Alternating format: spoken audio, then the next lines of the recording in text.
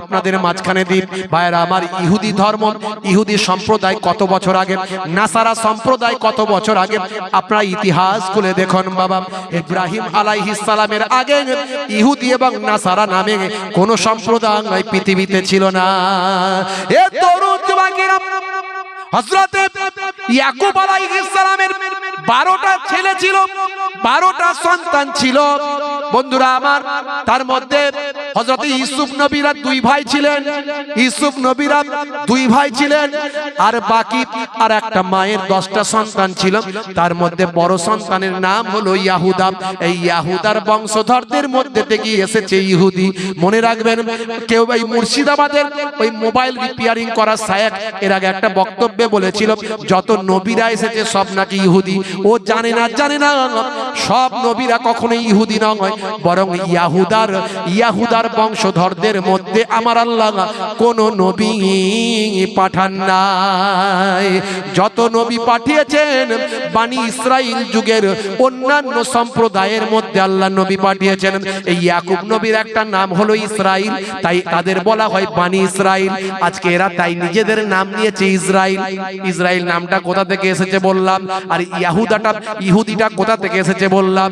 হে তরুণ যুবকেরা, হে আমার বন্ধুরা, শুনে রেখে দিন বাবা।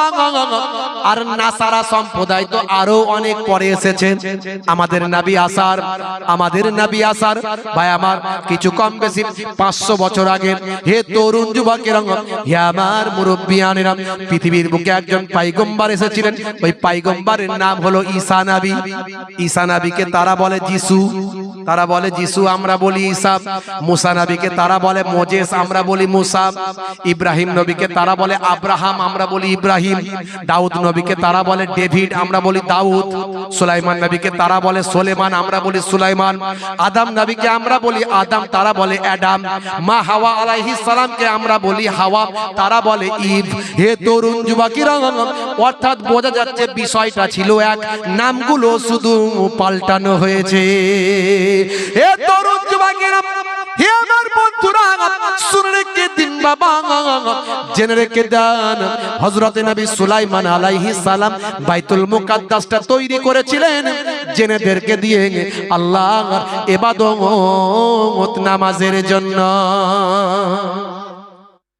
হে তরুণ যুবকেরা, হে আমার বন্ধুরা, শুনে রেখে দিন বাবা, জেনে রেখে দেন। হে মুসলমান, আপনাকে আমাকে মরতে হবে, মৃত্যু ছাড়া কেউ রেহাই পায়নি আর পাবো না। আমার আল্লাহ কোরআন মাজিদের মধ্যে জানিয়ে দেন, হে দুনিয়ার মানুষ শুনে রেখে দাও, কুল্লু নাফসিন যায়কাতুল মউত, প্রত্যেক প্রাণী মাত্রই মৃত্যুর আস্বাদ গ্রহণ করবে। মরতে আপনাকে আমাকে হবে। মৃত্যুর ভয়ে বান্দা তুই যেখানেই যাস, ওরে মৃত্যুর ভয়ে তুই চেন্নাই যাস, ম্যাড্রাস যাস, বড় বড় হসপিটালে চলে যাস, তুই ভেলোর যাস, তুই বাবা মণিপাল যাস, তুই বাবা পিজি যাস, তুই এনআরএস যাস, মৃত্যুর ভয়ে যেখানে চলে যাস না কেন, আমি আল্লাহ যদি তোর মওত লিখে রাখি, পৃথিবীর যেই প্রান্তে যাও না কেন মালাকুল মওত সেখানে পৌঁছে যাবে। হে তরুণ যুবকেরা, আইনামা তাকুনু ইউদরিকুমুল মাউত ওয়ালাউ কুনতুম ফি বুরুজিম মুশাইয়াদাম। বান্দা তুমি মৃত্যুর ভয় যেখানে পলায়ন করো না কেন, মৃত্যুর হাত থেকে বাঁচতে পারবে না। সুদৃঢ় গম্বুজের মধ্যে, মজবুত কেল্লার মধ্যে যেখানে যাও না কেন। হে তরুণ যুবকেরা, আর মনে রাখবে বান্দা, শুনে রেখে দাও, মৃত্যুর জন্য যে সময় নির্ধারণ করা হয়েছে, ইজা জা আজালহুম লা ইস্তাখিরুনা সাআতাও ওয়ালা ইস্তাকদিমুন। মৃত্যুর হাত থেকে বাঁচতে পারবে না, সময় পরিবর্তন করা হবে না। মৃত্যুর সময় যে নির্ধারণ করা হয়েছে সেই সময়ের এদিক ওদিক করা হবে না। আমার মরণ কেউ তো আসবে না, আমার মরণ আসিবে কখন কেউ তা জানে না। তোমার মরণ আসিবে কখন কেউ তা জানে না। কথা ঠিক না ভুল বলেন? হে তরুণ যুবকেরা, মানুষ মারা যাবার 6 ঘন্টা পর থেকে ডেড বডির পচন শুরু হয়। এটা আপনারা সবাই জানেন কম বেশি, এটা মেডিকেল সায়েন্স বলছে। হে তরুণ যুবকেরা, হে আমার মুরব্বিয়ানিরা, শুনে রেখে দিন বাবা, জেনে রেখে দেন। হে মুসলমান, একটুখানি খেয়াল করুন, মানুষকে কবরে দেওয়ার 24 ঘন্টা পর, 24 ঘন্টা পর মানুষের শরীরের সবচেয়ে আগে যেটা পচে যায় সেটা হলো তার নাক পচে যায়। ভাই আমার, দোস্ত আমার, 3 দিন পরে তার ভাই আমার নখগুলো সব খুলে খুলে ঝরে যায়। 6 দিন পরে তার শরীরের লোমগুলো, চুলগুলো সব চলে যায়, উঠে যায়, পড়ে যায়। ভাই আমার, দেখতে দেখতে 17 দিনের মধ্যে পেটটা দুম করে ফেটে যায়। এইভাবে মাত্র 365 দিন যেতে না যেতে 1 বছরের মধ্যে মানুষের শরীরে হাড় হাড্ডিগুলো মাটি খেয়ে পচিয়ে দেয়, ফিনিশ করে দেয়। পোকার মাটিতে 1 বছরের মধ্যে তার ডেড বডির সারা শরীরটা খেয়ে ফিনিশ করে দেয়। যদি আপনি আল্লাহওয়ালা হয়ে যান, যদি আপনি নেককার হয়ে যান, যদি আপনি নামাজি হয়ে যান, যদি আপনি পরেশগার হয়ে যান, খোদা ভীরু হয়ে যান, তাহলে মনে রাখবেন নবীদের জিসম খাওয়া আল্লাহ হারাম করেছেন। আমার আপনার নবী, দয়ার নবী বলেছেন, ইন্নাল্লাহা হাররামা আলাল আরদ আন তাকুলা আজসাদাল আম্বিয়া, নিশ্চয় আমার আল্লাহ মাটির জন্য নবীদের জিসম খাওয়া হারাম করেছেন। সেই নবীদের কাতারে আল্লাহ ফেলেছেন শহীদদের। শহীদদের কথা আমার আল্লাহ কোরআন মাজিদে বলেছেন, ওয়ালা তাকুলু লিমান ইয়ুকতালু ফি সাবিলিল্লাহি আমওয়াত বাল আহিয়াউ ওয়ালাকিন লা তাশউরুন, নিশ্চয় যারা শহীদ হয়ে গেছেন, আল্লাহর জন্য জীবন উৎসর্গ করেছেন, কোরআনের জন্য জীবন উৎসর্গ করেছেন, নামাজের জন্য জীবন উৎসর্গ করেছেন, মসজিদের জন্য যেমন নামাজ, মসজিদের জন্য জীবন উৎসর্গ করেছেন। হে তরুণ যুবকেরা, হে আমার মুরব্বিয়ানেরা, শুনে রেখে দেন বাবা, জেনে রেখে দেন, যারা দ্বীনের জন্য, ইসলামের জন্য নিজেদের জীবনকে উৎসর্গ করেছে, এদের তোমরা মৃত বলো না, বরং তারা বাল আহিয়াও, বরং তারা জীবিত। ওয়ালাকিন লা তাশউরুন, কেমন করে জীবিত তা তোমরা সেটা জানো না। হে তরুণ যুবকেরা, এই নবীদের কাতারে, শহীদদের কাতারে আমার আল্লাহ ওলিদেরকে ফেলেছেন। এই জন্য আমার আল্লাহ কোরআন মাজিদে অন্য জায়গায় বলেছেন, মিনান নাবিয়িনা ওয়াস সিদ্দিকিনা ওয়াস শুহাদাই ওয়াস সালিহিনা ওয়া হাসুনা উলাইকা রাফিকা। এই 4 দল হলো আমার আল্লাহর উত্তম বন্ধু। হে তরুণ যুবকেরা, আপনি যদি নবী হতে তো পারবেন না, নবীর দরজা বন্ধ। শহীদ যদি হয়ে যান তাহলে সব বেড়া পার। আর যদি শহীদও না হতে পারেন, শহীদের দরজায় যদি পৌঁছাতে না পারেন, কিন্তু সালেহীন ভাই আমার, সিদ্দিকিন মানে সত্যবাদী, আর সালেহীন মানে সলে বান্দা, আল্লাহর সৎ বান্দা, ওলি বান্দা, এই দুটোর কাতারে যদি পড়তে পারেন, কিয়ামত পর্যন্ত আপনার জিসমকে মাটি খেতে পারবে না। জোরে হবে না, জোরে হবে না। জমিন मैली नहीं होती, जमन मैला नहीं होता, जमीन मैली नहीं होती, जमन मैला नहीं होता, मोहम्मद के गुलामों का कफन मैला नहीं होता। জোরে হবে না, জোরে হবে না। রাসূলের গোলাম যদি আপনি হয়ে যান, আপনার কাফনের কাপড়টাও মাটি খাওয়া হারাম হয়ে যাবে, মাটির পোকার ছোঁয়ার ক্ষমতা থাকবে না। মুসলমান, তাহলে আপনাকে আমাকে মৃত্যুকে স্মরণ রেখে আল্লাহর নির্দেশ, রাসূলের সুন্নত মেনে চলতে হবে। একদল মানুষ বেরিয়েছে এখন, তারা অনেক উল্টো পাল্টা কথা বলছে, নিজেদেরকে বলছে আমরা হাদিস ছাড়া আর কিছু বুঝি না। আচ্ছা বলুন তো, সব হাদিস কেউ মানতে পারবে? পারবে? আমরা কিন্তু যারা আহলে সুন্নাহ ওয়াল জামাতের অনুসারী, তারা আমরা সব হাদিস পড়ি, জানি, মানি, কিন্তু গ্রহণ করি যেগুলো নবী গ্রহণ করতে বলেছেন সেটা গ্রহণ করি। কারণ সব হাদিস গ্রহণ করার ক্ষমতা কারো নাই। আছে বাবাজি? আছে? আমার নবী আকাশের চাঁদ দুখানা করেছিলেন আগুনের ইশারায়, পারবেন আপনি? এই হাদিসটা আপনি গ্রহণ করতে পারবেন? আমল করতে পারবেন? পারবেন না। আমার নবী ওযুর পানি সাহাবাদের শেষ হয়ে গেছে, আমার নবী বললেন অল্প একটু পানি আছে, আমার হাতে ঢালো। তো আল্লাহর নবীর হাতে ঢালা হলো অল্প পানি। অসংখ্য সাহাবী সেখানে আছেন, অসংখ্য সাহাবী সেখানে আছেন, আল্লাহর নবীর হাতে অল্প পানি, পানি সেখানে নাই, মরুভূমি, বুঝতে পারছেন? আল্লাহর নবী বলেন একটু পানি আছে, আমার হাতে ঢালো। নবী পাকের হাতে ঢালা হলো, এই ঢালার সঙ্গে সঙ্গে এই হাত থেকে ফোয়ারা বের হয়ে গেল, পানি আর শেষ হয় না। ওই পানি যে পড়ছে পড়তিছে, নবী বললেন, দয়ার নবী বললেন, এই সাহাবীরা, যার পানি দরকার পানি নাও, ওযু দরকার ওযু করো, যার যেমন প্রয়োজন, আমি যতক্ষণ হাতটা এইভাবে রেখেছি তোমরা পানি ভরে নাও। জোরে হবে না? এটাও হাদিস। তো এই হাদিস আপনি আমল করতে পারবেন? আপনি পারবেন এটা আমল করতে? আপনার হাত দিয়ে পানি বেরোবে নাকি? হ্যাঁ, আল্লাহর নবী 11টা বিবাহ করেছেন, আপনি করতে পারবেন? পারবেন? তা হাদিস তো পারবেন। তাহলে সব হাদিস মেনে চলা সম্ভব নয়। যারা বলে আমরা সব হাদিস মানি, তারা জানবেন ফালতু কথা বলছে। সব হাদিস মানতে পারবো না, মানা চলবেও না। সব হাদিস পড়বো, জানবো, বুঝবো, মানবো, কিন্তু আমল করতে পারবো না। সব হাদিস আমল করা সম্ভব নয়। আমল করব সেইগুলো যেইগুলো আমার দয়ার নবী আমাদের আমল করতে বলেছেন, সুন্নত বলে জানিয়ে দিয়েছেন। জোরে বলুন সুবহানাল্লাহ। কত রকমের দল বেরিয়েছে এখন আখেরি জামানা। পূর্বের যুগের ওলি আউলিয়াদেরকে তারা গালমন্দ করছে, কুটুক্তি করছে, ওই দলটা বেরিয়েছে।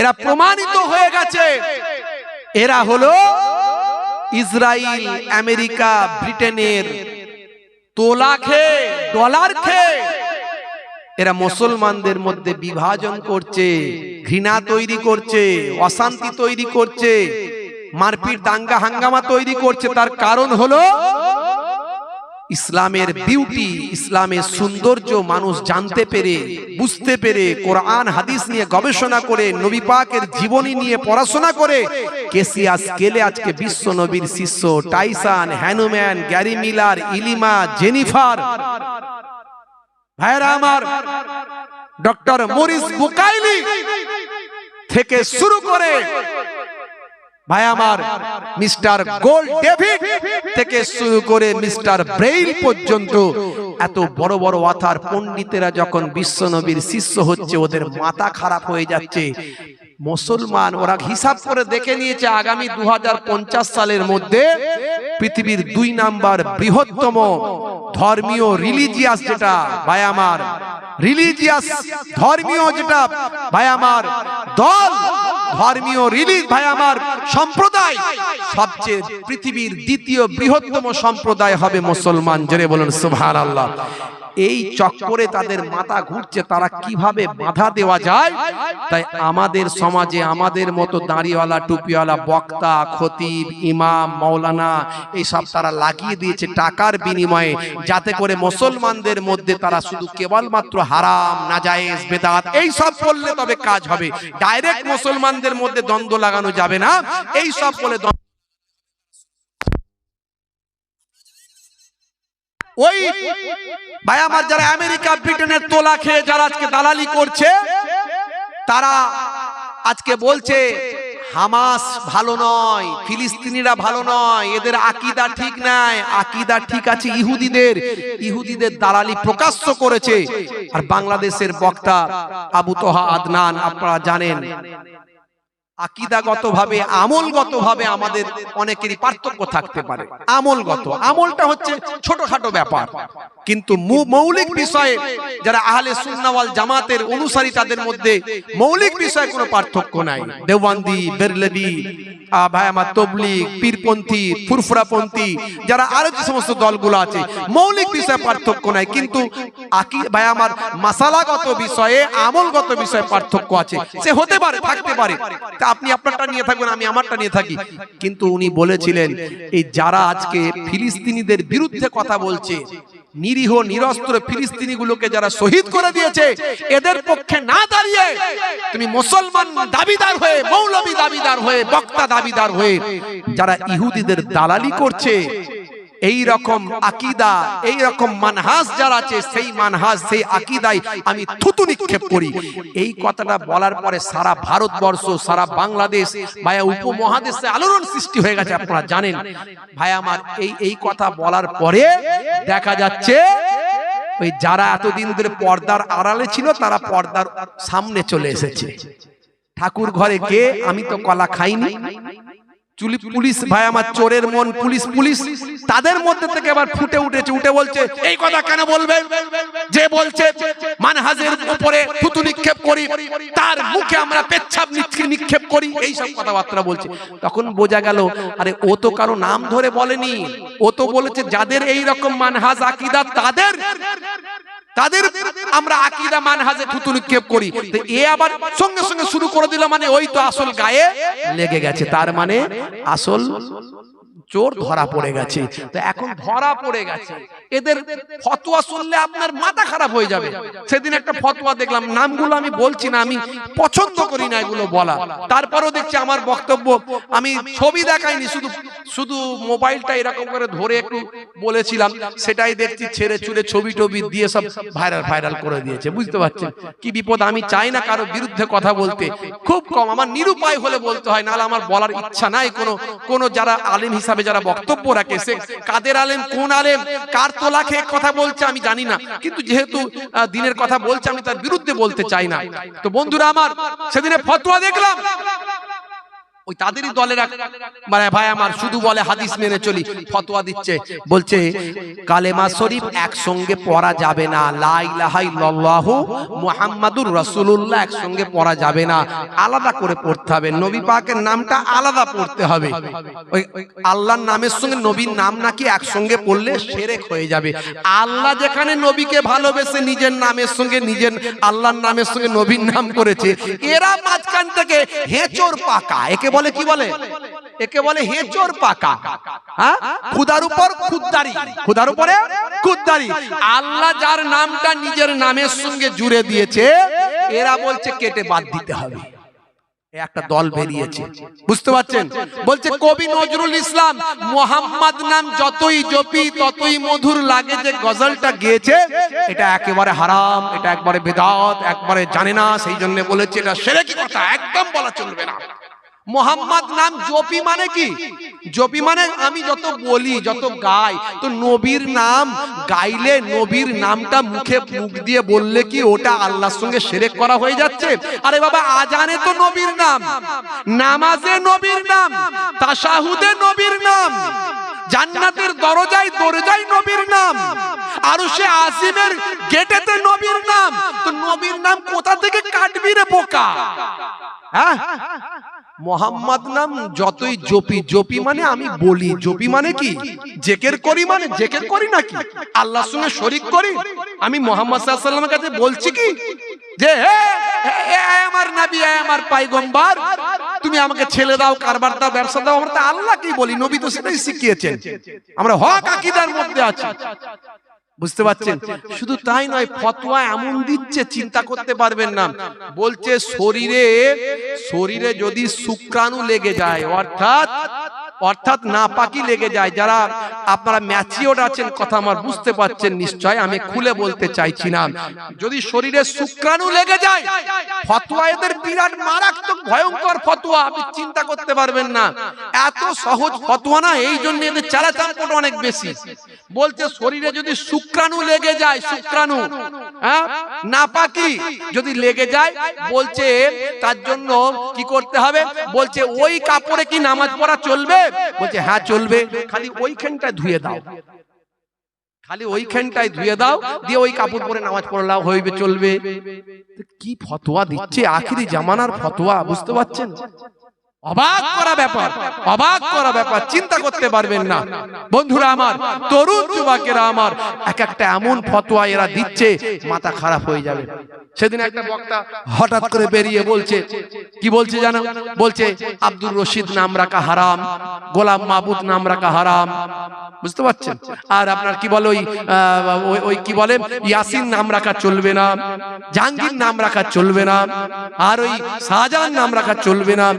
এক একটা এমন ফতোয়া নিয়ে আসছে, নবী পাকের হাদিস 1450 বছর আগে বিশ্বনবী দয়ার নবী বলেছেন আখেরি জামানায় এমন একটা সময় আসবে তারা পূর্বের জামানার আলেম ওলামা, পূর্বের জামানার আগের যুগের মানুষদেরকে গালমন্দ করবে, তুচ্ছ তাচ্ছিল্য করবে।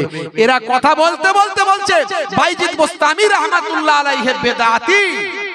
এই মুর্শিদাবাদের শায়েখ, আগে মোবাইল রিপেয়ারিং করতো, এখন শায়েখ হয়ে গেছে, হয়ে গিয়ে বাইজিদ বোস্তামি রাহমাতুল্লাহ আলাইহির বিরুদ্ধে কলম চালাচ্ছে, বলছে বাইজিদ বোস্তামি রাহমাতুল্লাহ আলাইহি বেদাতি। কোথা থেকে কোন বই টই জোগাড় জানতি করেছে? বাংলা লেখা বই তো, কোনো ভিত্তি আছে?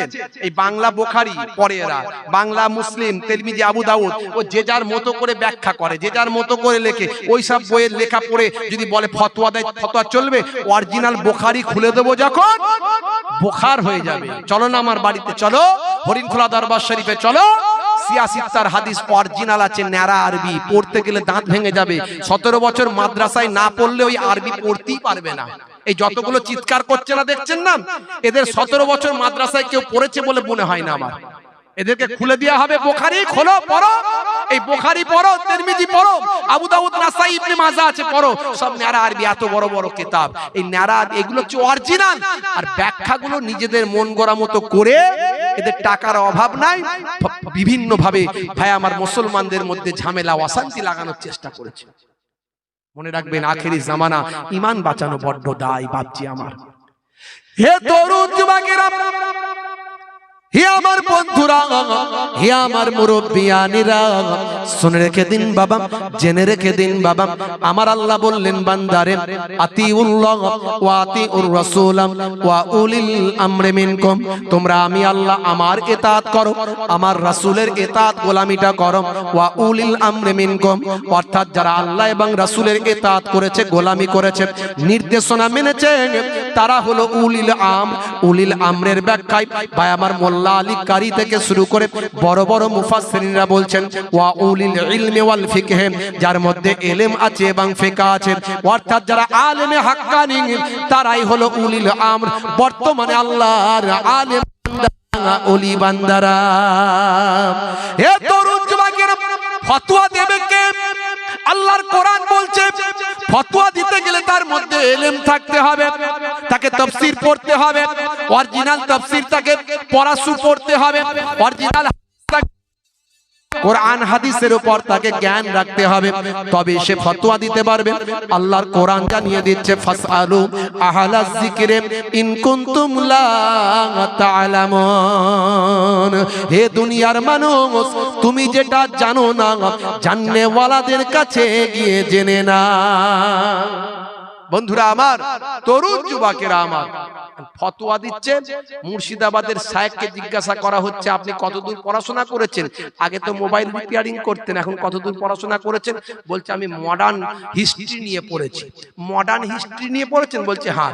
মাদ্রাসায়? বলছে মাদ্রাসায় আমি যাইনি, মাদ্রাসায় পড়িনি, ইসলামিক হিস্ট্রিও নয়, মডার্ন হিস্ট্রি। তো মডার্ন হিস্ট্রি নিয়ে পড়ে নিয়ে কি করছে? ফতোয়া দিচ্ছে। কি করছে? ফতোয়া দিচ্ছে। আচ্ছা, বাংলায় পড়াশোনা করে ডাক্তার হয়ে অপারেশন করা যাবে? বলবে আমি তো বাংলায় পড়ে নিয়েছি। এরা তো বলবে পড়ে, এরা বলবে কি? এরা বলবে বাংলায় সব পড়ে নিয়েছি। আচ্ছা, বাংলায় এরা পড়ে যদি ফতোয়া দিতে পারে, তাহলে বাংলায় ডাক্তারি বইগুলো পড়ে অপারেশন কেন করা যাবে না? করবে? চলবে? সে ডাক্তার রোগী বাঁচবে তো? সব ডাক্তার রোগী বাঁচবে? জয়েন্টে চান্স পেতে হবে না? ওরে অত সহজ নয়। জয়েন্টে চান্স পেতে গেলে ভাই আমার মাথা চুল উঠে যায়। আর এরা সহজে বাংলা পড়ে ফতোয়া দিচ্ছে। এদের ঘুরিয়ে একটু জিজ্ঞাসা করলে কুপকাত হয়ে যাবে। হে তরুণ যুবকেরা, হে আমার বন্ধুরা, আখেরি জামানায় ঈমান বাঁচানো বড্ড দায়। তাহলে আপনাকে আমাকে সঠিকভাবে আল্লাহর ওলিদের তাবেদারি করতে হবে। আল্লাহর ওলিরা যে পথে চলেছেন সে পথে চলতে হবে। ফুরফুরা শরীফ মুজাদ্দিদুজ জামান যেমন পথে চলেছেন, যে পথ দেখিয়েছেন সেই পথটাই চলতে হবে। হযরতে বসিরাট আল্লামা হুজুর যে পথে চলেছেন সে পথে চলতে হবে। হে তরুণ যুবকেরা, হে আমার মুরব্বিয়ানেরা, শুনে রেখে দিন বাবা, জেনে রেখে দিন বাবা। হে মুসলমান, একটুখানি খেয়াল করুন, একটুখানি লক্ষ্য করুন বাবা। মরতে আমাদের হবে, মৃত্যু ছাড়া কেউ রেহাই পাইনি, আর পাবো না। একটুখানি ছোট্ট করে বলবো আল্লাহর নবী সুলাইমান আলাইহিস সালামের কথা। সুলাইমান নবীর নাম শুনেছেন? সুলাইমান নবীর আংটির কথা শুনেছেন? কথা ঠিক না ভুল? হ্যাঁ, একটু ছোট্ট করে আপনাদের মাঝখানে বলে দিই, কত বড় পাইগম্বার সুলাইমান নবী। আজকে সে বাইতুল মুকাদ্দাস নিয়ে লড়াই চলছে না চলছে না? আর বেশি দিন দেরি নাই, খুব তাড়াতাড়ি আল্লাহর রহমত আসবে, বাইতুল মুকাদ্দাস মুসলমানদের হাতে আসবে ইনশাআল্লাহ, ফিলিস্তিনিদের বিজয় হবে। সময় আর বেশি দিন না, আমি আপনাদের মাঝখানে বলে দিয়ে গেলাম, এই যে যুদ্ধটা চলছে, এই যুদ্ধটা হলো ফিলিস্তিনিদের স্বাধীনতার যুদ্ধ, এই যুদ্ধটা হলো মুসলমানদের স্বাধীনতার যুদ্ধ। এই যুদ্ধটা চলছে ভাই আমার শুধু ফিলিস্তিনের সঙ্গে নয়, বরং মুসলমানদের সঙ্গে ইহুদিদের যুদ্ধ চলছে। বাবা হে তরুণ যুবকেরা, যে ইহুদিদেরকে মুসলমানেরা জায়গা দিয়েছিল, থাকতে দিয়েছিল, খেতে দিয়েছিল, আজকে তারা বিক্রি করে, আজকে তারা তাদের সঙ্গে ভাই আমার তাদের সঙ্গে অন্যায় করে, আজকে যাদের পাতে খেয়েছে তাদের পাতিয়ে রাঙা ছাদা করছে, যাদের নুন খেয়েছে তাদের নেমো খারামি করছে। হে তরুণ যুবকেরা, হে আমার মুরব্বিয়ানেরা, শুনে রেখে দিন বাবা, জেনে রেখে দিন বাবা, বিশ্ব মানচিত্র খুলে দেখুন, 1948 সালের আগে পৃথিবীর বিশ্ব মানচিত্রে এদের কোনো দেশ বলে কোনো জায়গা ছিল না, ইসরায়েল নামক কোনো দেশ ছিল না বাবা। হে তরুণ যুবকেরা, আমি এদের সম্পর্কে 1000 বছরের ইতিহাস স্টাডি করে এর আগে বক্তব্য রেখেছি, ইন্টারনেটে সার্চ করলে পাবেন। হে তরুণ যুবকেরা, 1919 সালে প্রথম এরা পোল্যান্ড থেকে এসেছিল, এরা এসে মুসলমানদের কাছে সাহায্য সহযোগিতা নিয়ে গাজা থেকে 2 কিলোমিটার দূরে কিডবুস নামক জায়গায় থাকা শুরু করেছিল। বন্ধুরা আমার, তরুণ যুবকেরা আমার, মুরব্বিয়ানেরা আমার, একটুখানি লক্ষ্য করুন বাবা, ভাইরা আমার একটু শুনে রেখে দেন। হে তরুণ যুবকেরা, আজকে তারা বাইতুল মুকাদ্দাস দখল করেছে, মুসলমানদের মসজিদটা তারা নিয়ে নিয়েছে। হে জওয়ান যুবকেরা, আজকে তাদের সঙ্গে লড়াই চলছে, এই লড়াই 75 বছর ধরে লড়াই চলছে, 75 বছর ধরে মার খেয়েছে। আজকে হামাসের মতো একটা দল তারা তৈরি করে মারের বদলে মার দেওয়া শুরু করেছে। 75 বছর ধরে লড়াই চলছে, 75 বছর লড়াইয়ের পরে আজকে দেওয়ালে পিঠ থেকে গেছে, আজকে তারা মার দেওয়া শুরু করেছে। বন্ধুরা আমার, তরুণ যুবকেরা আমার, আর এখন যখন তারা মার দেওয়া শুরু করেছে, এর পরিপ্রেক্ষিতে তারা বলছে, কিছু মৌলবীদেরও ফিট করেছে, বলছে হামাস নাকি খারাপ, ফিলিস্তিনিরা নাকি খারাপ, আর ইসরায়েল ইহুদিরা নাকি ভালো। অথচ এদের জ্ঞান নাই যে এত বছর ধরে এদেরকে মারা হয়েছে, আর হামাস হলো এদের একটা স্বাধীনতা সংগ্রামী একটা দল, এর হামাস হলো এদের গভর্নমেন্ট, তারা দেশের মানুষের শান্তির জন্য, দেশের মানুষের মুক্তির জন্য তারা প্রতিরোধ করে যাচ্ছে, লড়াই করে যাচ্ছে। বন্ধুরা আমার, তরুণ যুবকেরা আমার, মুরব্বিয়ানেরা আমার, মুসলমান, একটুখানি খেয়াল করুন। এমন সময় দেখতে পাওয়া যায়, আমি আপনাদের মাঝখানে বলে দিয়ে যাই, আপনাদের মাঝখানে আজকে আমি জানিয়ে দিয়ে যাই যে আর বেশি সময় নাই, অল্প কিছুদিনের মধ্যেই ইনশাআল্লাহ ফিলিস্তিন জয়লাভ করবে, আমার আল্লাহ জয় দেবেন। আজকে তাদের কিছু কম বেশি প্রায় 25,000-এরও বেশি ফিলিস্তিনিদের তারা শহীদ করে দিয়েছে, 25,000-এরও বেশি ফিলিস্তিনিদের তারা শহীদ করে দিয়েছে। বন্ধুরা আমার, তরুণ যুবকেরা আমার, তারপরেও তাদের ঈমানি শক্তি এত বেড়ে গেছে, ঈমানি শক্তি এত বেড়ে গেছে যে তারা সর্বদাই আল্লাহর উপর ভরসা রেখেছে, আর বলেছে আমার আল্লাহ যাতে খুশি আমরা তাতে খুশি, আমরা তাতে খুশি, আল্লাহ যাতে খুশি। আজকে আমাদের বিশ্বাস, আজকে আমাদের বিশ্বাস এটা আল্লাহর পক্ষ থেকে হচ্ছে, বাইতুল মুকাদ্দাস আমাদের অধিকারে আসবে ইনশাআল্লাহ। আমাদের হাজার হাজার মানুষ শহীদ হয়ে যাচ্ছে, কিন্তু আজকে বিশ্বের মানুষ, তোমরা আজকে ইসরায়েলের বিরুদ্ধে কোনো কথা বলছো না, প্রতিরোধ করছো না, অন্যায়ভাবে ইহুদিরা আজকে জুলুম করছে তার বিরুদ্ধে কথা বলছো না, তারা আজকে বিশ্বের মুসলমানদের দিকে তাকিয়ে তাকিয়ে তারা বলছে, কি বলছে? मैं ही तो फिलिस्तीन हूँ, तुम मुझको बचा लो ना, जालिम जुल्म करे रखते थे बये बन्ना, मस्जिदे अक्सा तो सुतू तो आमर नाम, किबला तो मुसलमानेर तबे अकला केनो আমরা, जालिम इजराइल কাবা ভরে ফেলে, জালিম ইসরাইল বোমা ঘরে ফেলে, ফুলের মতো শিশু পিতার কোলে মরে, মোদের মা বেটিকে ৭৫ বছর ধরে ইজ্জত তাদের লুটে, জালিম যখন চাইবে উঠনা भी तुम्हें होगा, जगना भी तुम्हें होगा, रुकना भी तुम्हें होगा, लड़ना भी तुम्हें होगा। जोरे হবে না, আর জোরে হবে না। उठना भी तुम्हें होगा, जगना भी तुम्हें होगा, रुकना भी तुम्हें होगा, लड़ना भी तुम्हें होगा। 1948 সালটার আগেতে ইসরায়েল নামী কোন দেশ ছিল না মানচিত্রে, জার্মানি নাৎসিদের কাছে ইহুদিরা মার খেয়ে আসেন সরল ফিলিস্তিনে। মসজিদে আকসা কো কবজা भी वही ने क्या, फिलिस्तीनी को कब्जा भी वही ने क्या। মসজিদে আকসা তারা কবজা করেছে, ফিলিস্তিনিদেরকে কবজা করে নিচ্ছে, পুরো ফিলিস্তিনটাকে তারা নিয়ে নিতে চাইছে। বন্ধুরা আমার, আজকে তারা রুখে দাঁড়িয়েছে। मस्जिदे अक्सा को कब्जा भी वही ने क्या, फिलिस्तीनी को कब्जा भी वही ने क्या। मैं ही तो फिलिस्तीन हूँ, तुम मुझको बचा लो ना, जालिम जुल्म करे रखते थे बाएं बन्ना। उठना भी तुम्हें होगा, जगना भी तुम्हें होगा, रुकना भी तुम्हें होगा, लड़ना भी तुम्हें होगा। जोरे হবে না, জোরে হবে না।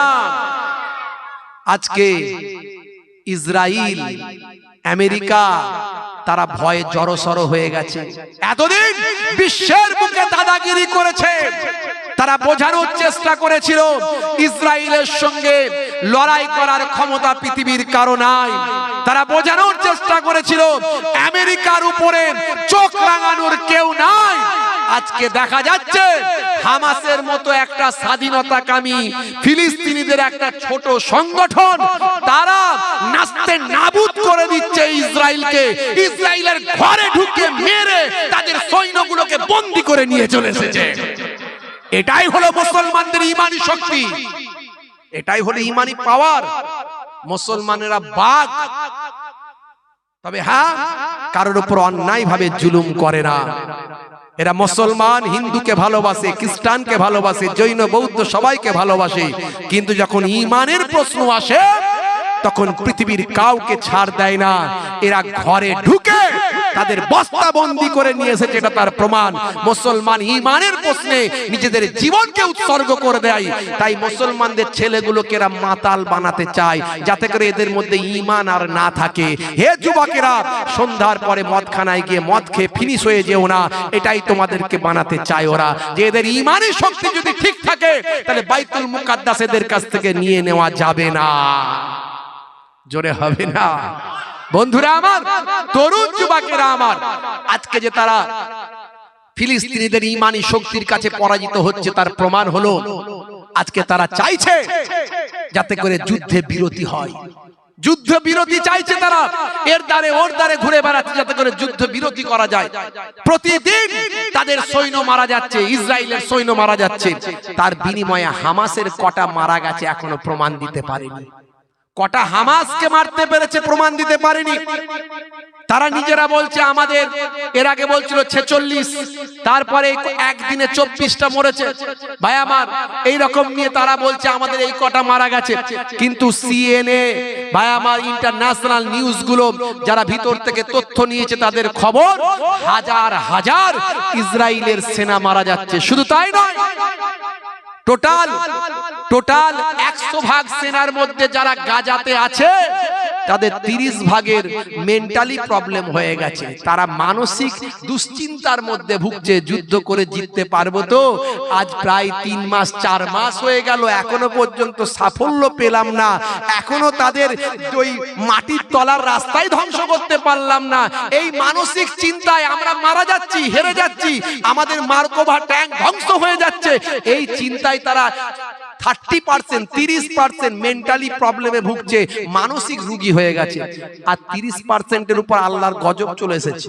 আল্লাহর গজব বুঝতে পারছেন? খালি লুজ মোশন চলছে, খালি বাথরুম টয়লেট যাচ্ছে আসছে, টয়লেট যাচ্ছে আসছে, বুঝতে পারছেন? কুদরতি গজব চলে এসেছে 30%-এর উপর। আর 30% যারা লড়াই করছে তাদের জেতার মানসিকতা আর নাই। নেতানিয়াহুর মাথা খারাপ।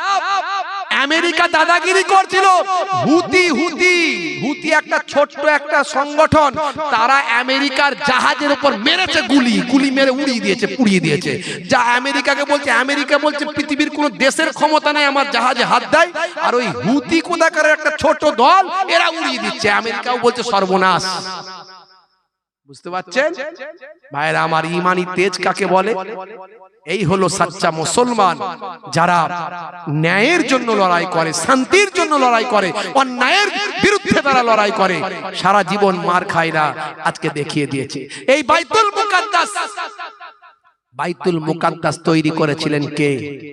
যারা বলেন কে জানেন? পৃথিবীতে প্রথম 2টো মসজিদ তৈরি হয়েছিল। পৃথিবীতে প্রথম 2টো মসজিদ তৈরি হয়েছিল। একটা মসজিদ কি নাম? সবচেয়ে প্রথম মসজিদটার নাম কি? পৃথিবীর সবচেয়ে প্রথম মসজিদটার নাম হলো মসজিদুল হারাম, যেটাকে বলি কাবা শরীফ। এই কাবা শরীফ প্রথম তৈরি হয়েছিল। এই কাবা শরীফ তৈরির কিছু বছর পর, সম্ভবত 40 বছর পর, দ্বিতীয় মসজিদটা তৈরি হলো। সেই মসজিদটার নাম হলো মসজিদুল আকসা। এই 2টো মসজিদই কিন্তু ফারিস্তারা তৈরি করেছিল। প্রথম তৈরি ফারিস্তারা করেছিল। তারপরে আদম নবীর জামানায় আদম নবী সেখানে ভেঙে গিয়েছিল, আবার নতুন করে তৈরি করলেন, গড়লেন। তারপরে ইব্রাহিম নবী হাত লাগালেন। তারপরে আমাদের নবীর জামানাতেও আবার ভাঙা করা হয়েছে। এই রকম কাবা ঘর, কাবা শরীফ মোট 10 বার ভাঙা করা হয়েছে, 10 বার। আর বাইতুল মুকাদ্দাসও এরকম বেশ কয়েকবার ভাঙা করা হয়েছে, অনেকবার ভাঙা করা হয়েছে। তো বাইতুল মুকাদ্দাস পরবর্তীকালে যখন ভাই আমার নতুন করে তৈরি করেছিলেন, তিনি ছিলেন হযরতে নবী সুলাইমান আলাইহিস সালাম। হে তরুণ যুবকেরা, ছোট্ট করে একটুখানি বলবো বাবাজি, মুসলমান আমরা আল্লাহ ভুলে গেলে চলবে না, নবী ভুলে গেলে চলবে না। আমার আল্লাহ ইবাদতের জন্য পৃথিবীর প্রথম মসজিদ মসজিদুল আকসা, মসজিদুল হারাম তৈরি করলেন, কাবা ঘর তৈরি করলেন ভাই আমার। তারপরে মসজিদুল আকসা তৈরি করলেন মুসলমানদের ইবাদতের জন্য। হযরতে আদম নবী থেকে এ পর্যন্ত সবাই মুসলমান।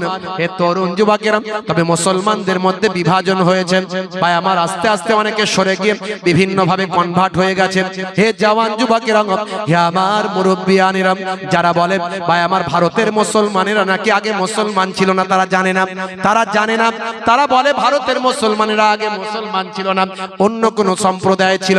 আমি বলি আপনি আরো আগে চলে যান, আরো আগে চলে যান। পৃথিবীর প্রথম মানুষটা হলো মুসলমান, তার বংশধররা সবাই ছিল মুসলমান।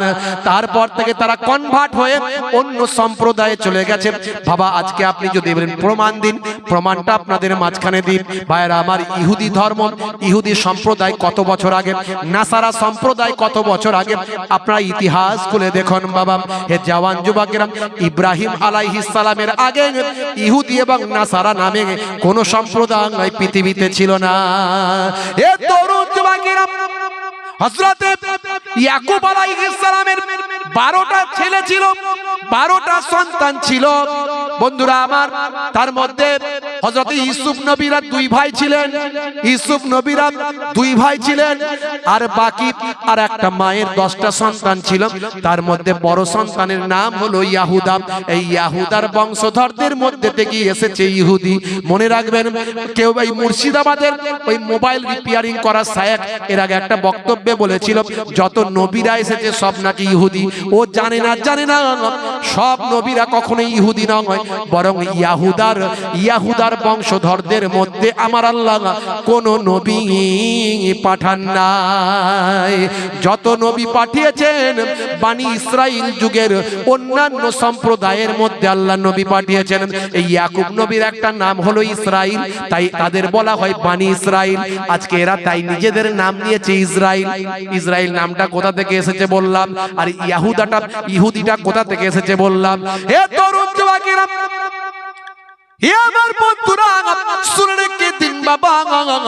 আর নাসারা সম্প্রদায় তো আরো অনেক পরে এসেছে।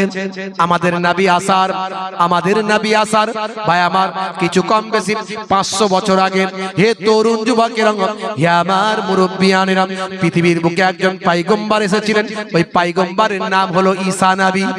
ঈসা নবীকে তারা বলে যিশু, আমরা বলি ঈসা। মুসা নবীকে তারা বলে মোজেস, আমরা বলি মুসা। ইব্রাহিম নবীকে তারা বলে আব্রাহাম, আমরা বলি ইব্রাহিম। দাউদ নবীকে তারা বলে ডেভিড, আমরা বলি দাউদ। সুলাইমান নবীকে তারা বলে সুলেমান, আমরা বলি সুলাইমান। আদম নবীকে আমরা বলি আদম, তারা বলে অ্যাডাম।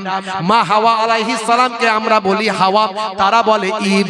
হে তরুণ যুবকেরা, অর্থাৎ বোঝা যাচ্ছে বিষয়টা ছিল এক, নামগুলো শুধু পাল্টানো হয়েছে।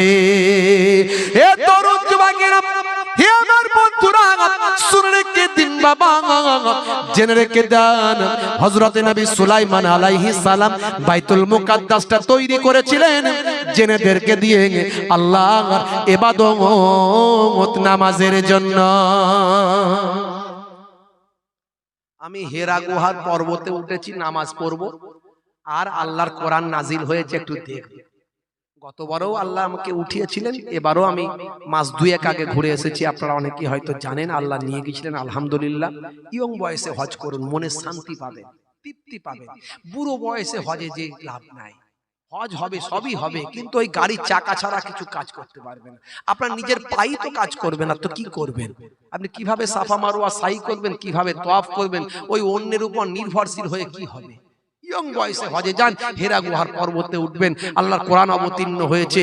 আপনি গারে সুরে যাবেন, যেখানে আমার নবী 3 দিন 3 রাত আশ্রয় নিয়েছেন, যেখানে হযরত আবু বকর সিদ্দিক হুজুরকে সাপে কামড়েছিল, যেখানে কবুতরের ডিম পেড়েছিল, মাকড়সার জাল বুনেছিল। ভাইয়েরা আমার, যেখান থেকে দুশমনেরা দেখতে পায়নি, সেই গারে সুর আমার নবীকে হেফাজত করে দিয়েছিল। এগুলো দেখলে জান ঠান্ডা হয়ে যাবে। আরো অনেক পরিশ্রমের কাজ আছে, দেখার জিনিস আছে। আল্লাহ আমাকে নিয়ে গিয়েছিলেন, আমি হেরা গুহার পর্বতে অনেক উঁচু। আমাদের উঠতে এই রুগা পাতলা শরীরে, আমার বয়স 42-43 বছর বয়স আমার উঠতে 2.5-3 ঘন্টা লেগেছে। তাহলে আমার দেশের বেশিরভাগ লোকই তো 70 বছর না হলে হজে যায় না। কথা ঠিক না ভুল? তাহলে উঠলে ক ঘন্টা সময় লাগে বুঝতে পারছেন? হ্যাঁ, সকালে শুরু করলে বিকালে গিয়ে পৌঁছাবে। আর উঠতে পারবে কিনা বলা মুশকিল। দেখি তো হার্ট অ্যাটাক করে যাবে, ও বাবারে উঠতে পারবো না, বাবজি আমার। তো ওইখানে গিয়েও ওই যে আল্লাহর কোরআন নাজিল হয়েছে, আমার নবী ইবাদত করেছে দীর্ঘদিন, ফেরেশতা জিবরাইল আলাইহিস সালাম এসেছে। আচ্ছা, এত বড় একটা মুতাবাররাক, একটা মুআজ্জাজ, একটা সম্মানীয় জায়গায় আপনার মনে হবে না 2 রাকাত নামাজ পড়ি? মনে তো হবেই। নামাজ হলো সবচেয়ে বড় ইবাদত। আমরা আল্লাহর কাছে শুকরিয়া প্রদর্শনের জন্য সব সময় যে কোনো অবস্থায় নামাজের মধ্যে ওয়াস্তাইনু বিসসাবরি ওয়াস সালাহ, বান্দা তোরা আমার কাছে সাহায্য প্রার্থনা কর ধৈর্য এবং নামাজের মধ্যে দিয়ে। জোরে বলুন সুবহানাল্লাহ। আমার আল্লাহ জানিয়ে দিয়েছেন, তাহলে আপনি যখনই শুকরিয়া করবেন, প্রশংসা করবেন, নামাজের মধ্যে দিয়ে করুন। তো ওখানে নামাজ পড়ার জন্য সবাই কুদোকুদি করছে, লাফালাফি করছে আল্লাহর নামাজি বান্দারা। তা এমন ভিড়, ওখানেও ভিড় জমে, সব জায়গায় লাইন, ওখানেও লাইন। তো এমন সময় লাইন দেখে বাংলাদেশি লোক যারা সুইপারের কাজ করে, হ্যাঁ, তারা তো ওখানে গিয়ে আরবি শিখে গেছে। মনে করছে আমি বিরাট বড় মুফতি হয়ে গেছি রে, আরবি শিখেছি মানে বিরাট বড় মুফতি। হ্যাঁ, আমেরিকায় যারা জুতো পালিশ করে তারাও ইংরাজি জানে, কথা ঠিক না ভুল? তাহলে ইংরাজি জানলেই বিরাট বড় পণ্ডিত হলো না। যদি বলা হয় কোনটা আর্টিকেল আর কোনটা প্রিপজিশন, হ্যাভ হ্যাজ কোথায় বসে, হ্যাড কোথায় বসে, হ্যাঁ, প্রিফিক্স আর সাফিক্স তুমি বলো তো দেখি। যদি গ্রামারের দুটো প্রশ্ন ধরা হয়, আরবিতে যদি দুটো প্রশ্ন ধরা হয়, আচ্ছা বলো তো এখানে এটা হুয়া কেন হলো আর হু কেন হলো, হু কখন বসবে, হুয়া কখন বসবে, হু মানেও সে আর হুয়া মানেও সে, এখানে কোনটা মুজাক্কার কোনটা মুআন্নাস বলো, কোনটা মারুফ আর কোনটা মাজহুল বলো, হ্যাঁ, তো প্যান্ট খারাপ হয়ে যাবে। তাহলে আরবি কথা বলছে মানে বিরাট বড় পণ্ডিত ভাবছে, ফতোয়া দিচ্ছে কেউ নামাজ পড়বে না, লা সালাত হিরাম, এখানে কোনো নামাজ নাই, কোনো নামাজ নাই, হাযা বিদআত, এটা বেদাত বেদাত করে চিৎকার করছে। বুঝতে পারছো কি বিপদ রে ভাই? ওখানে কি ঝগড়া করতে গেছি? না হলে বলতাম যে you tell me definition of বেদাত, তুমি বেদাতের ডেফিনেশনটা কি আমাকে দাও, with document, with evidence, evidence দিয়ে আমাকে বেদাতের তুমি আমাকে সংজ্ঞাটা দাও। কিন্তু ঝগড়া তো কেউ করতে যায়নি, যা পাচ্ছে খ্যাপা বকছে, বকুকে যাক, আমি আমার টুক করে দুরাকাত নামাজটা পড়ে নেবো, এত বড় মুতাবাররাক মুআজ্জাজ একটা সম্মানীয় জায়গা আমি পেয়েছি, ছাড়বো না কি? দুরাকাত নামাজ পড়বি, শুধু দেখতে আসছি নাকি? না, শুধু দেখতে আসছি, ইবাদত করতে আসছি এখানে। ভাইরা আমার, আবার উদাহরণ দিয়ে বলছে কি জানেন? ওদের শিখিয়ে দিচ্ছে তো, ওদের শায়েখরা শিখিয়ে দিয়েছে। বলছে নবী পাক সাল্লাল্লাহু আলাইহি সাল্লাম যখন এখানে যখন ইবাদত করেছে, তখন তিনি তো মেরাজে যাননি, আর মেরাজ থেকে তো নামাজ নিয়ে এসেছে, তাহলে তোমরা নামাজ পড়ছো কেন? কি যুক্তি দেখেন দেখিনি, শয়তানি যুক্তি। হ্যাঁ, আরে ওর যে এই জ্ঞানটা নাই যে সমস্ত নবীদের জামানাতি সালাত ছিল, নামাজ ছিল, জোরে বলুন সুবহানাল্লাহ। মুসা কালিমুল্লাহ, আমাদের নবী যখন মেরাজ থেকে নামাজ নিয়ে এসেছিলেন, মুসা কালিমুল্লাহ বারবার বলছিলেন, হুজুর আপনি যান, ফেরত নিয়ে যান, এত নামাজ আপনার উম্মতেরা পড়তে পারবে না, এত ওয়াক্তের নামাজ পড়তে পারবে না। শেষে 5 ওয়াক্ত যখন নিয়ে আসলেন, মুসা কালিমুল্লাহ বললেন, এটাও পারবে না, আপনি যান, ফেরত দিয়ে আসুন আল্লাহর দরবারে, আরো কমিয়ে নিয়ে আসুন। আমার উম্মতেরা 2 ওয়াক্তের নামাজ পড়তে চায় না, আর আপনার উম্মতেরা 5 ওয়াক্তের নামাজ পড়বে। মুসা নবীর জামানায় 2 ওয়াক্ত নামাজ ছিল, অন্যান্য পয়গম্বরদের জামানায় নামাজ ছিল, রোজাও ছিল। আল্লাহ কোরআনে বলছে না, ইয়া আইয়ুহাল্লাযীনা আমানু কুতিবা আলাইকুমুস সিয়াম কামা কুতিবা আলাল লাযীনা মিন ক্বাবলিকুম লাআল্লাকুম তাত্তাকুন।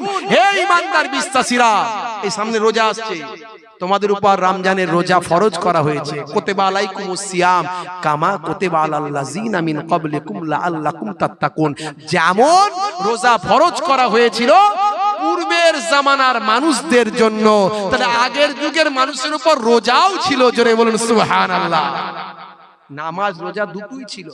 এরা মনে করে আমাদের নবী থেকে মনে হয় নামাজ রোজা এসেছে, না, আগে ছিল।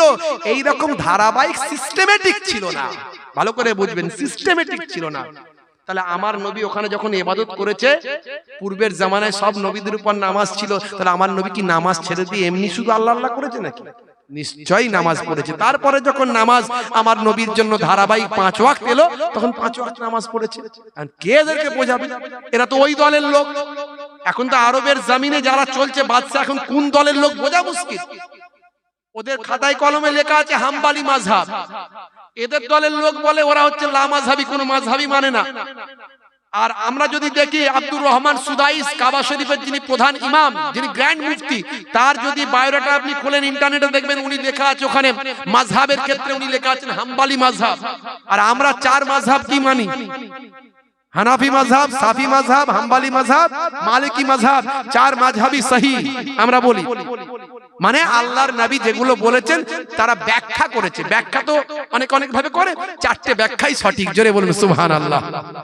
এখান থেকে বারাসাত যাওয়ার 4টে রাস্তা আছে, 4টে রাস্তা দিয়ে বারাসাত যাওয়া যাবে, কথা ঠিক না ভুল বাপজি আমার? কিন্তু যারা বলে কোন মাযহাব মানি না, যারা বলে কোন আমরা মুকাল্লিদ নয়, আমরা গায়ের মুকাল্লিদ, আমরা কোন তাকলিদ করি না, মনে রাখবেন এরা গন্ডগোল, এরা কোন মাযহাব মানে না। মানে এদের জিজ্ঞাসা করবেন, আচ্ছা শুধু তো কোরআন মানো আর হাদিস মানো, আচ্ছা হিজড়ে মারা গেলে কটা কাফন দেবে বলো? না প্যাক করে ঢুকিয়ে দেবে? ছেলে মারা গেলে, পুরুষ মানুষ মারা গেলে 3টে দাও, মহিলা মারা গেলে 5টা দাও, হিজড়ে মারা গেলে কটা দেবে বলো? কোরআন হাদিস খুলে দেখাও, শুধু কোরআন মানো আর হাদিস মানো বলছো তো, মাযহাব মানো না, মাসলা মানো না, ফিকহ মানো না, তো বের করে দেখাও। এদের বলবেন যে আচ্ছা বলো তো দেখি, সব জিনিসের তো নাপাকি থেকে পাক হতে হয়। পায়খানা করার পরে কতটা পরিমাণ ধৌত করলে তুমি পাক হতে পারবে, তাহারাত হাসিল করতে পারবে?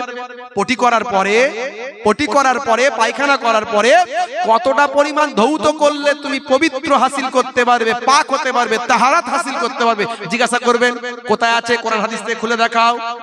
তখন বলবে আমাদের শায়েখ বলে দিয়েছে। ও তাহলে তোমার শায়েখটা তোমার মাযহাবের ইমাম হলো, আর আমার মাযহাবের ইমাম আবু হানিফা চলবে না। তোমার মাযহাবের ওই ঠেলাওয়ালা মুলওয়ালা, আগে মোবাইল রিপেয়ারিং কারনেওয়ালা, আর আগে ওই রাজমিস্ত্রি কারনেওয়ালা শায়েখটা ঠিক আছে, আমার ইমামে আজম আবু হানিফা ঠিক নাই, তাই তো? ভালোই মজা পেয়েছো। কে জানো ইমামে আজম আবু হানিফা কে? Who is man, who is person, কেসে ব্যক্তি? তিনি একজন তাবেঈ, নবীর যুগের কাছাকাছি মানুষ, নবীর যুগের কাছাকাছি মানুষ। নবী পাককে যারা দেখেছে তাদের সাহাবা বলা হয়। সাহাবাদেরকে 5 জন সাহাবাকে দেখেছিলেন ইমামে আজম আবু হানিফা হুজুর। তাহলে ইমামে আজম আবু হানিফা যেটা ওখান থেকে নিয়েছেন, করেছেন, বলেছেন, সেটা যদি ভুল হয় আর তোমরা ঠিক, আখিরি জামানা বাপজি, খুব সাবধান। হে তরুণ যুবকেরা, কষ্ট হচ্ছে আপনাদের? কষ্ট হচ্ছে? হে আমার বন্ধুরা, সংক্ষেপে বলবো, তাই বাইতুল মুকাদ্দাস তৈরি হয়েছিল কিসের জন্য? নামাজের জন্য। বাইতুল মুকাদ্দাসকে আল্লাহ মসজিদ বলেছেন। আরো দলিল দিচ্ছি শুনুন, বাইতুল মুকাদ্দাসকে আল্লাহ মসজিদ বলেছেন। মসজিদুল হারাম কাবা ঘরকে আল্লাহ মসজিদ বলে উল্লেখ করেছেন কোরআন মাজিদে। আর মসজিদ কথাটা এসেছে, আসল মূল শব্দ হলো সাজাদা, সিন জাম, সিন জিম দাল, সিন জিম দাল, সাজাদা। সাজাদা এস কথাটা, সাজাদা মানে সিজদা করা। সাজাদা মানে কি? সিজদা করা। তাহলে সিজদা করার জায়গাকে মসজিদ বলে, সিজদা করার জায়গাকে মসজিদ বলে। কোরআন মাজিদে আমার আল্লাহ মসজিদ বলে উল্লেখ করেছে বাইতুল মুকাদ্দাসকে। সুবহানাল্লাযী আসরা বিআবদিহি লাইলাম মিনাল মাসজিদিল হারাম ইলাল মাসজিদিল আকসা। মসজিদুল আকসাকে আল্লাহ ভাই আমার মসজিদ বলেছেন, মসজিদুল হারামকে আল্লাহ মসজিদ বলেছেন। অর্থাৎ এটা সিজদা দেওয়ার জায়গা। কাবা শরীফতে আমাদের নবীর যুগের নয়, কাবা শরীফ আদম নবীর যুগের। তাহলে আদম নবীর যুগেতেও আমার আল্লাহ সিজদার জায়গা বানিয়েছেন। অর্থাৎ আদম নবীর যুগেতেও নামাজ হতো ভাই আমার, ইব্রাহিম নবীর যুগেতেও নামাজ হতো, কারণ সিজদার জায়গা বাইতুল মুকাদ্দাস আমার আল্লাহ বানিয়ে দিয়েছে। প্রমাণ হচ্ছে তো নাকি তখন নামাজ ছিল? প্রমাণ হচ্ছে, বোঝা যাচ্ছে? কোরআনকে অস্বীকার করা যাবে না। হে তরুণ যুবকেরা, হে আমার বন্ধুরা, আমার আল্লাহ বললেন 82 জায়গায় বললেন নামাজ, ওয়াকিমুস সালাত, নামাজ ছেড়ে দিও না, নামাজ প্রতিষ্ঠা করো, ওয়াতুজ যাকাত, যাকাতটা প্রদান করো, ওয়া আরকাউ মা'আর রাকিন, রুকুকারীদের সঙ্গে রুকুটা করো। অর্থাৎ সিজদাটাও সিজদাকারীদের সঙ্গে করো। অন্য জায়গায় কথাও বলা হয়েছে, হে তরুণ যুবকেরা, অর্থাৎ নামাজটা তুমি পড়ো, জামাতে গিয়ে মসজিদে নামাজ পড়ো। নামাজের সময় হলে নামাজকে বলবে না কাজ আছে, বরং কাজকে তুমি বলবে হে কাজ, আমার নামাজ আছে। জোরে হবে না? আর জোরে হবে না? নামাজের ওয়াক্তটা হবে যখনই, মসজিদে চলে যাও তুমি তখনই।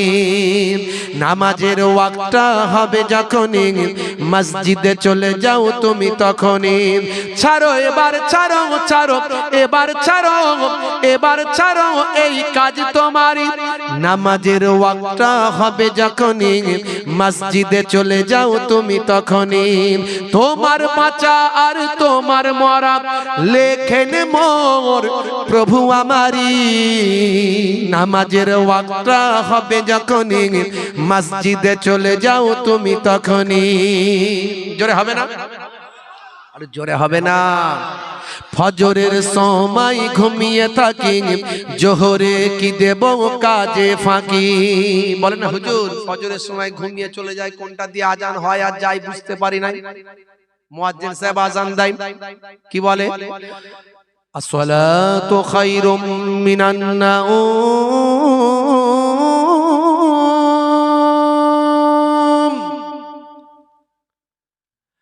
আসসালাতু খায়রুম মিনান নাওম।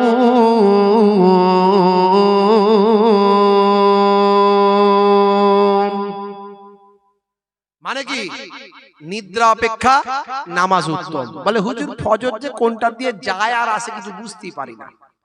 এই আজান দেওয়ার সময়, আজান যখন দেয় দেখবেন আমাদের ঘরের ছেলেরা হয়তো মোবাইলে গান শুনতে, বলে ওই সাউন্ডটা কমিয়ে দে, সাউন্ডটা কমিয়ে দে, আজান হচ্ছে না, কিন্তু চোখ সরায় না, ভিডিও দেখছে, সিনেমা দেখছে, বুঝতে পারছেন, বিভিন্ন রকম দেখছে, সাউন্ডটা কমা, সাউন্ডটা কমা, দেখছি না আজান হচ্ছে, কিন্তু চোখ কম ছড়াচ্ছে না, বন্ধ করছে না। আর মেয়েরা কি বলে আজান হলে, এই আজান হচ্ছে রে, মাথা কাপড় দে, মাথা কাপড় দে, মানে মাথায় কাপড় দিলি কাজ ফিনিশ, আজানের হক আদায় হয়ে গেল। না, আজানে যে কথাগুলো বলা হবে সেই কথাগুলো আপনিও বলবেন। আল্লাহু আকবার, আল্লাহু আকবার বলা হবে, আপনিও মনে মনে বলবেন। আশহাদু আল্লা ইলাহা ইল্লাল্লাহ বলা হবে, আপনিও বলবেন। আশহাদু আন্না মুহাম্মাদুর রাসূলুল্লাহ সাল্লাল্লাহু আলাইহি ওয়াসাল্লাম বলা হবে, আপনিও বলবেন। খালি দুটো জায়গায় তফাৎ, দুটো জায়গা ভালো করে মনে রাখবেন। যখন বলা হবে হাইয়া আলাস সালাহ, হাইয়া আলাস সালাহ,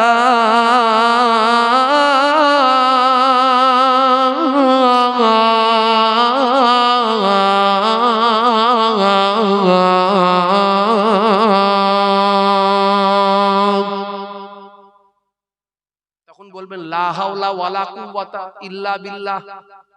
মনে থাকবে? লা হাওলা ওয়ালা কুওয়াতা ইল্লা বিল্লাহ। এটা আবার যখন বলা হবে হাইয়া আলাল ফালাহ,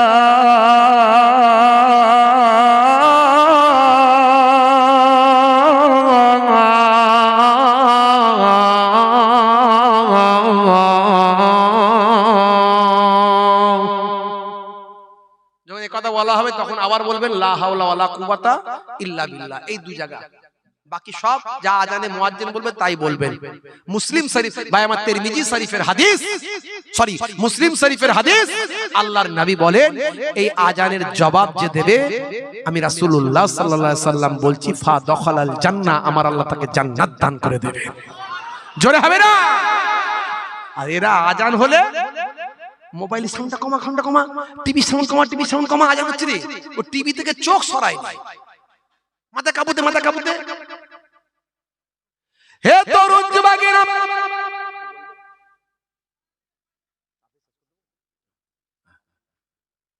হে জাওয়ান যুবকেরা, ছোট্ট করে বলে দি বাবা, ইব্রাহিম ভাই আমার, সুলাইমান নবীর কথা আর বলবো না। ওয়েদারটা ভালো নয়, পানি হালকা হালকা পড়ছে, আল্লাহর রহমত, পানি হলো আল্লাহর রহমত। বন্ধুরা আমার, তরুণ যুবকেরা আমার, নামাজের কথা একটুখানি শুধু এই কথাটা বলে দিয়ে শেষ করে দেব। বন্ধুরা আমার, তরুণ যুবকেরা আমার, তাহলে ফজরের সময়, হ্যাঁ হ্যাঁ হ্যাঁ, খালি এইটুকু বলে দিই, এইটুকু বলে দেওয়ার পর তাবারুক রেডি করে ফেলে। হে তরুণ যুবকেরা, তাহলে ফজরের সময় বললে হবে না হে নামাজ আমার ঘুম আছে, জোহরের সময় বললে হবে না আমার কাজ আছে, আসরের সময় বললে হবে না, আসর আর মাগরিবের সময় বললে হবে না। আমার ভাইয়ের আমার, তরুণ যুবকেরা, আসরের সময় মাগরিবের সময় বললে হবে না যে আমাদের সারাদিন খাটাখাটনি করা শরীর, একটুখানি ক্যারাম খেলবো, একটুখানি এটা করব ওটা করব, একটু সময় দেব, একটুখানি চায়ের দোকানে বসবো, একটুখানি লুডু খেলবো, এইসব বললে হবে না। আর মাগরিবের সময়, এশার সময় বললে হবে না, আমাদের তাড়াতাড়ি ঘুমাতে হবে। তাই আমি এখানে লিখেছি, ফজরের সময় ঘুমিয়ে থাকি, জোহরে কি দেব কাজে ফাঁকি, রাখো এসব, রাখো রাখো এসব, রাখো এসব, রাখো কথা তোমারি, আসর আর মাগরিব হেলা করি, দোকানার আড্ডায় সময়টা দিন, আসর আর মাগরিব হেলা করি, দোকানার আড্ডায় সময়টা দিন, মরলে তোমাকে যেতে হবে মাটির নিচে, ঘর তোমারই, নামাজের ওয়াক্তটা হবে যখনই, মসজিদে চলে যাও তুমি তখনই। নামাজের সময় হলেই নামাজ পড়তে হবে, কোন রকম কোন বাহানা আল্লাহর দরবারে কাজে লাগবে না। কারণ আল্লাহ সবচেয়ে বড় ইবাদত করেছেন নামাজ, আফজালুল ইবাদাতে ইবাদাতুস সালাত। এশার সময় ঘুমিয়ে পড়ি, শরীরটা ক্লান্ত মেলিয়ে দি। ভাঙাচোরা কবি তো, মাঝে মাঝে সময় পেলে একটু লিখি যাতে করে মানুষকে সহজে বোঝানো যায়। এশার সময় ঘুমিয়ে পড়ি, শরীরটা ক্লান্ত মেলিয়ে দি। না না এসব বলো না, এসব বলো না, এসব বলো না বান্দা তুমি। না না এসব বলো না, এসব বলো না, এসব বলো না বান্দা তুমি। রুটি রুজি দিচ্ছে যিনি, জীবন মরণের মালিক তিনি। রুজি রুটি দেওয়ার মালিক কে? যেমন কে? ফসলটা ফলিয়েছেন, যদি অতিবৃষ্টি হয়, অনাবৃষ্টি হয়, খরা হয়, শিলাবৃষ্টি হয়, বড় বড় পোকা, আল্লাহ হাইব্রিড পোকা দিয়ে দিল, স্প্রেতে কাজ করে না, তাহলে ফসল ফলালি আপনি পাবেন না। দোকানটা সুন্দর করে করেছেন, খদ্দেরের মনে যদি আল্লাহ মোহাব্বত না দেয়, খদ্দের আপনার দোকানে আসবে না। তাই আমি এখানে লিখেছি, রুটি রুজি দিচ্ছে যিনি, জীবন মরণের মালিক তিনি। রুটি রুজি দিচ্ছে যিনি, জীবন মরণের মালিক তিনি। তোমায় আমায় জীবন দিয়ে ভালো রেখেছেন প্রভু আমারই। নামাজের ওয়াক্তটা হবে যখনই, মসজিদে চলে যাও তুমি তখনই। জোরে হবে না? জোরে হবে না? বলুন ইনশাআল্লাহ, বলুন ইনশাআল্লাহ। আজ থেকে প্রতিজ্ঞা করুন নামাজ ছাড়বেন না। আমি সেদিন হাত তুলিয়েছিলাম, শত শত মানুষ হাত তুলেছে, হুজুর আমরা নামাজ পড়বো। আমি বলেছি কাজা হলে কাজা পড়বে, কাজা হলে কাজা পড়বে, কিন্তু নামাজ ছেড়ো না। সে সপ্তাহে একদিন আল্লাহর কাছে হাজির দিবে, আল্লাহ তোমাকে সপ্তাহে একদিনের মতো তোমাকে পুরস্কার দেবে, একদিনের মতো পুরস্কার দেবে। আর 5 ওয়াক্ত আল্লাহর দরবারে হাজির দেবে। গন্ডগোল হয়ে গেছে, কাজা পড়ে নিয়েছো, আমার আল্লাহ তোমার পুরস্কার কমাবে না, অনেক বেশি বেশি পুরস্কার দেবে, এবং আল্লাহ রাব্বুল আলামিন দয়ার জান্নাত তোমার জন্য নসিব করে দেবে। তাই আজকেও আপনার হাত তুলে দেখান, কারা কারা 5 ওয়াক্ত নামাজ পড়বেন, একটু হাতটা তুলে দেখান। মাশাআল্লাহ মাশাআল্লাহ, হাত তুলেন দেখি, তোলেন। আর কাজা হলে কাজা পড়বেন, হাতটা তুলতে অসুবিধা কি আছে? আল্লাহ দরবারে সাক্ষী হয়ে যাবে, হতে পারে আল্লাহ 5 ওয়াক্ত নামাজই আপনাকে বানিয়ে নেন। বলুন ইনশাআল্লাহ, বলুন ইনশাআল্লাহ। নামাজটা পড়বেন, ছাড়বেন না বাপ, ছাড়বেন না বাপ, ছাড়বেন না। এই একটা জিনিস, নামাজটা যদি পড়েন, আল্লাহ বলছেন ফাসআলু আহলা যিকরি ইন কুনতুম লা তাআলামুন। তুমি যদি নামাজে দাঁড়িয়ে যাও, তুমি নামাজে দাঁড়িয়ে যাও, জান্নাতওয়ালাদের কাছ থেকে জেনে নাও, ইন্নাস সালাতা তানহা আনিল ফাহশাই ওয়াল মুনকার। নিশ্চয় নামাজ তোমাকে অশ্লীলতা, অন্যায় থেকে দূরে সরিয়ে দেবে। তুমি নামাজি হলে অপরাধ তোমার কাছ থেকে সরে যাবে। এই একটা কথা। 2 নাম্বার কথা বলে দিয়ে যায়, একদিকে নামাজের কথা বললাম, আর একদিকে বললাম নবীর সুন্নত। যত সুন্নত আছে তার মধ্যে সবচেয়ে বড় সুন্নত হলো মুখের দাড়ি। আজকে দাড়িটা হচ্ছে ফ্যাশন, কথা ঠিক না? বল, মুখের সৌন্দর্য।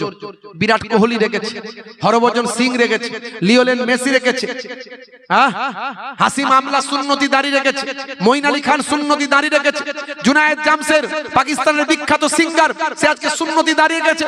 ভারতের বিখ্যাত একজন ভাই আমার অ্যাক্টর অভিনেতা, নাম হলো মিস্টার রকি, আসল নাম আসিফ খান, মুখে গাল ভর্তি দাড়ি রেখেছে। আপনি বড় দাড়ি রাখতে না পারলেন ছোট দাড়ি রাখুন, কিন্তু ফ্যাশন মনে করে নাই, নবী সুন্নত মনে করে। আজ ছোট আছে, কাল বড় হয়ে যাবে। কখন আল্লাহ আপনার মওত দিয়ে দেবে, আমার মওত দেবে কেউ জানে না।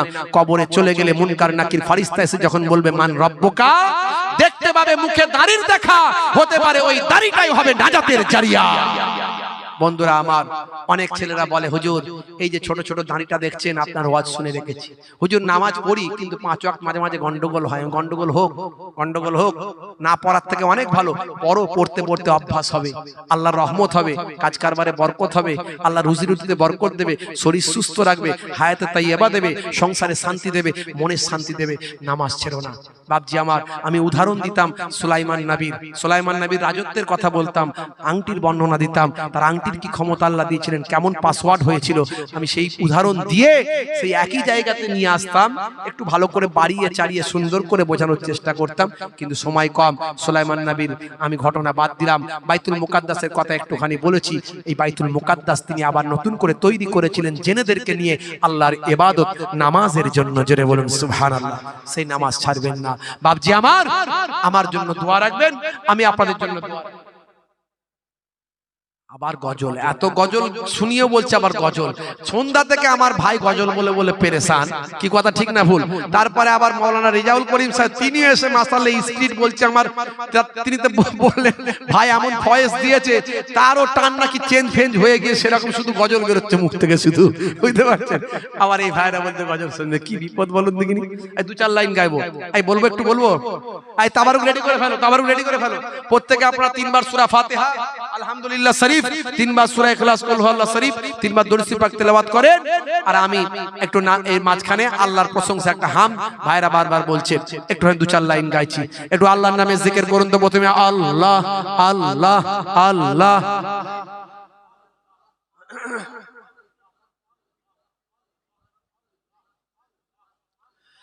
अल्लाह ही अल्लाह किया करो, दुख न किसी को दिया करो, जो दुनिया का मालिक है नाम उसी का लिया करो।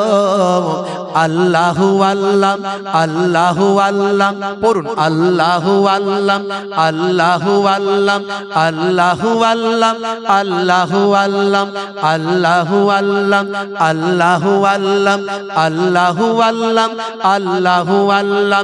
अल्लाह ही अल्लाह किया करो, दुख न किसी को दिया करो। পড়ুন আমার সঙ্গে পুরো এই হামটা পড়ুন না, ভালো লাগবে, একটু সুরটা মেলান। अल्लाह ही अल्लाह किया करो, दुख न किसी को दिया करो, जो दुनिया का मालिक है नाम उसी का लिया करो। अल्लाह अल्लाह अल्लाह अल्लाह अल्लाह अल्लाह अल्लाह अल्लाह पढ़ुन, अल्लाह अल्लाह अल्लाह अल्लाह।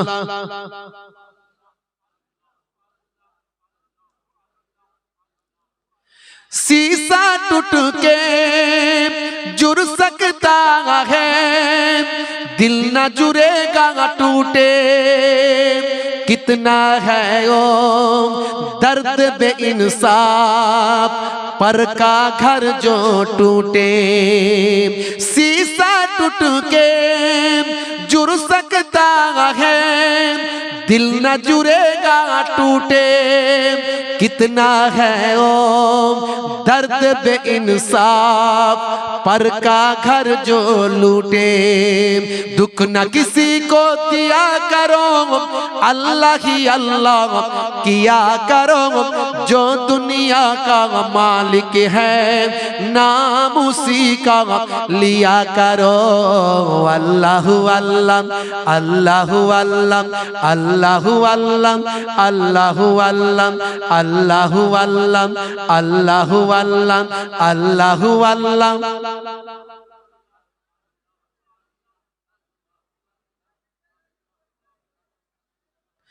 নবী বলেন দয়া করো, দুঃখ দিও না কাউকে, জালিম মানুষ মৃত্যুর পরে জান্নাতে পাবে না যে।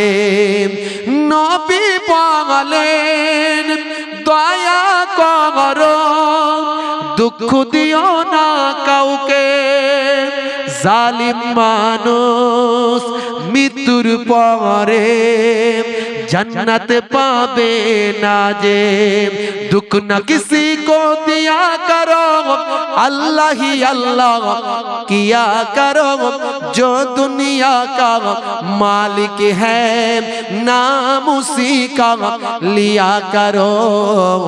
अल्लाह अल्लाह अल्लाह अल्लाह अल्लाह अल्लाह अल्लाह अल्लाह अल्लाह अल्लाह अल्लाह अल्लाह अल्लाह अल्लाह अल्लाह अल्लाह पढ़ुन ला इलाहा इल्लल्लाह, आरो जोरे ला इलाहा इल्लल्लाह, ला इलाहा इल्लल्लाह मुहम्मदुर रसूलुल्लाह सल्लल्लाहु अलैहि वसल्लम। আমার সঙ্গে